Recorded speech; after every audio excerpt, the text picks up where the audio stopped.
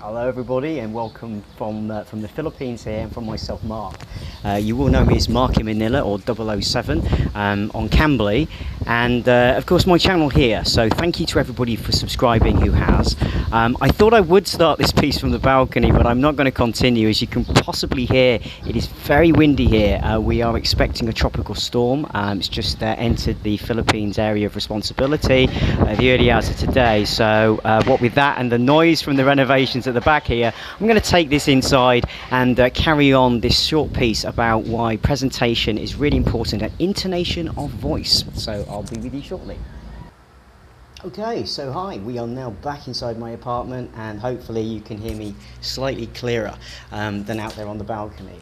So yeah, today, short piece, it's something that I practice frequently with all of my students, both on Cambly and my coaching clients outside in my own consultancy, which you will find the links down here in the description box. And I would like to say at the beginning, please do subscribe to this channel if you haven't already, because there's a lot of content that I release that isn't available on the main YouTube site here. It's not visible to you if you don't subscribe. So there's hidden channels, and in addition you will get access to different parts of my website when you do subscribe. So please do that. So that said, today I'm going to talk about intonation of voice. Now, we have several parts when we speak. Of course, vocabulary is really important when we're talking about English, and speaking English as a second language. The greater the vocabulary you have, the more you can have deeper conversations and, of course, really feel as though you're expressing your opinions and your true self. It is one of the key parts and problems that many of my clients and students bring to me. They say, look, Mark, I can speak a lot in my own language, whether it be Chinese, Taiwanese, Japanese, Brazilian, Portuguese, Spanish, whatever. Wherever you're from, it doesn't matter. You can probably speak a lot more frequently and fluently than you can in English.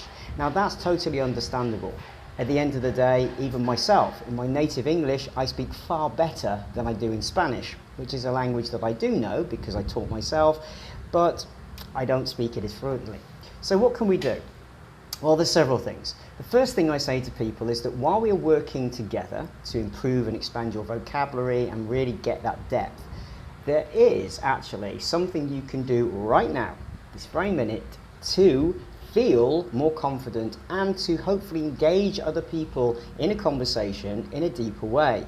Now you might think, well, how can I do that if I haven't got this extended vocabulary already? It's easy. We're going to see how. Take, for example, the statement, can I help you? Can I help you? It's something that I might say a lot at times, you might say it yourself.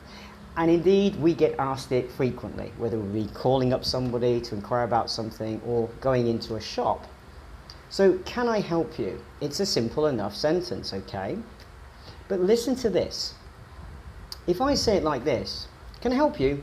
Can I help you? That's one way of saying it. And it kind of sounds as though I really want to help you. Perhaps I'm beckoning you on like this. Can I help you? Come over here. Can I help you? Okay. Or maybe I'm on the phone. Hi, can I help you? Okay. But I sound as though I want to help. Now, same words. I haven't changed anything in the vocabulary. I haven't removed anything or added, but listen again.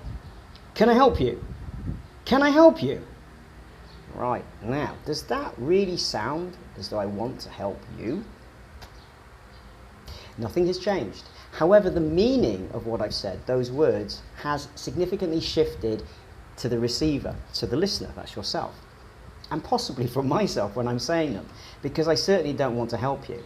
In fact, if you can imagine a scenario where I might be saying that, it might be something like this. Maybe I'm working hard, maybe I've got a deadline or a project, and you might have walked into my office and been looking for your car keys or something you've lost. You're making a lot of noise and you're really creating a lot of frustration for me because I'm trying to focus. So instead of me being really rude and saying, get out, I'm trying to focus, please come back another time, I'm just going to be like, oh, can I help you? It's a rhetorical question. Rhetorical meaning I'm not sincerely expecting you to reply and say, yes, you can, I'd like you to help me find my keys. That really would not be a wise thing to do because that person is very frustrated, and that's in the tone of the voice.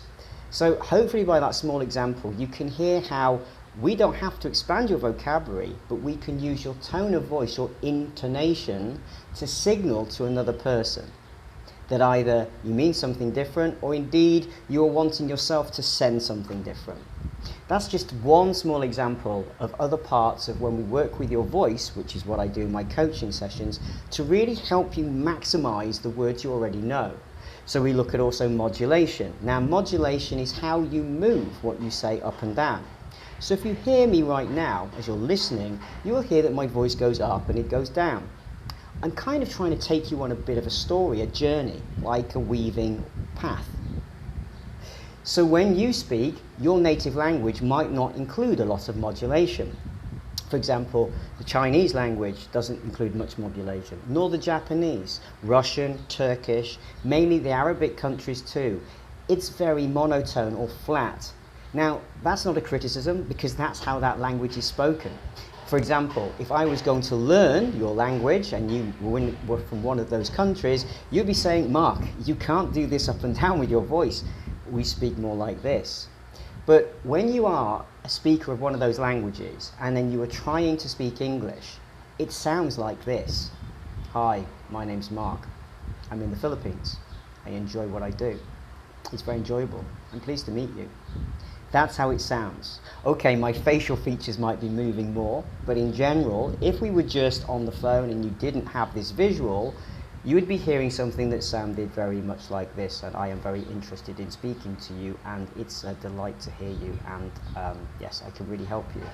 You're not going to be convinced that that person is really engaged with you when you're hearing English spoken that way.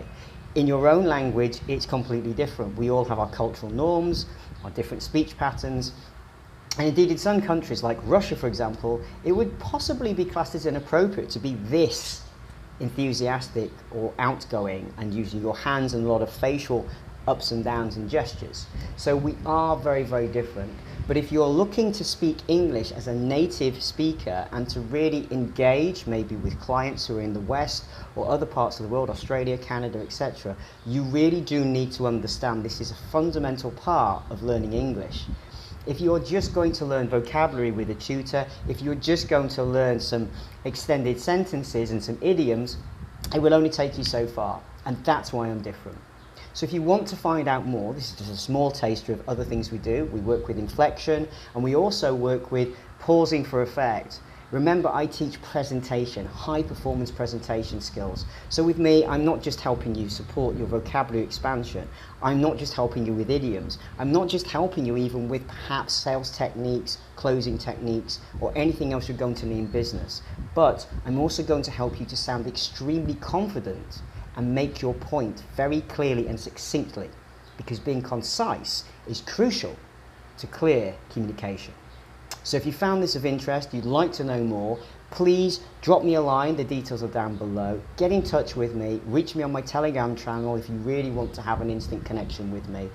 I sometimes am fully booked, so I must make you aware of that. I'm in demand, but I will always come back to you as soon as I possibly can. So please do bear with me. That's an idiom. It means give me some time to respond to you.